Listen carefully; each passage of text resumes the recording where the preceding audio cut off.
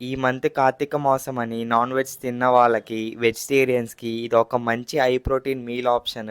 ఈజీగా కుక్ చేసుకోవచ్చు. Taste next level ఉండిద్ది. మన fat loss and muscle building ప్రాసెస్‌లో ఈ మీల్ చాలా హెల్ప్ అయిద్ది.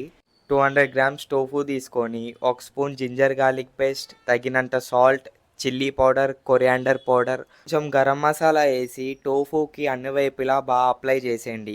ఈ లోపల ఒక టొమాటోని, ఆనియన్ని నరికేయండి. 2 బ్రెడ్ ముక్కల్ని మంచిగా కాల్చుకోండి. దాని తర్వాత 4 చుక్కలు ఆయిల్ వేసి మంచిగా అప్లై చేసి ఈ టోఫూని అన్ని వైపులా మంచిగా కాల్చండి. ఇప్పుడు ముందు నరికి పెట్టుకున్న ఆనియన్ని, టొమాటో ముక్కల్ని బ్రెడ్ స్లైసెస్లో పెట్టేసేయండి.